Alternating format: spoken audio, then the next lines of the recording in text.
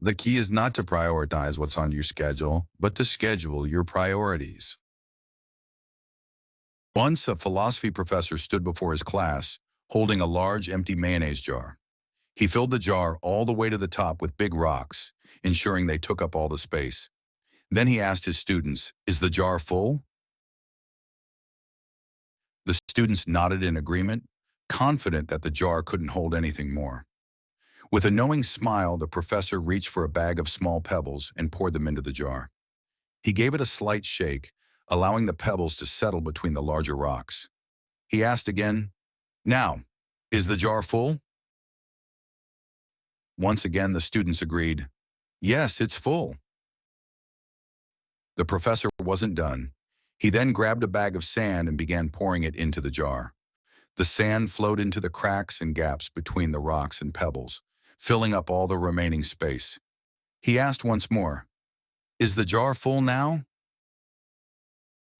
The students, now intrigued, answered in unison, "Yes, the jar is full." At this point, the professor began to explain the meaning behind this demonstration. He explained that the jar is a metaphor for life, and the rocks, pebbles, and sand represent the different things that fill our lives.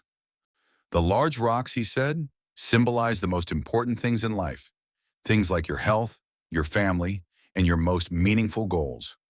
These are the things that, if everything else were to disappear, would still leave your life rich with purpose and meaning. No matter how much sand or pebbles you have, as long as the rocks are in place, your life remains full. The pebbles, he continued, represent the things that matter, but are not essential. These are the things you value, like your job, your house, your friendships, and your hobbies. While important, they aren't as critical as the rocks. If you lost some of these things, your life would still be full because the rocks are what truly matter. Finally, the sand represents the smallest, least significant things. Material possessions and small distractions, like watching TV, scrolling through social media, or running errands. These things fill up your time, but they don't add much value to your life. They are the things you do when you're not focused on the rocks or pebbles. The professor then shared the moral of the story. If you start by filling your life with sand, focusing on the small, insignificant things, there won't be any room left for the things that truly matter. The same is true with your time and energy. If you fill your day with distractions and small tasks, you won't have the space to focus on what really matters, the big rocks.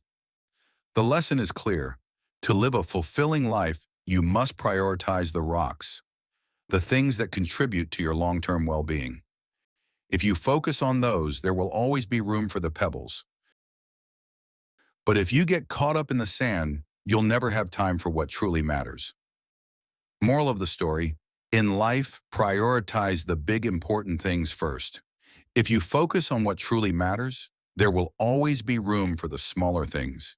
But if you get distracted by the small things, you might miss out on the important ones.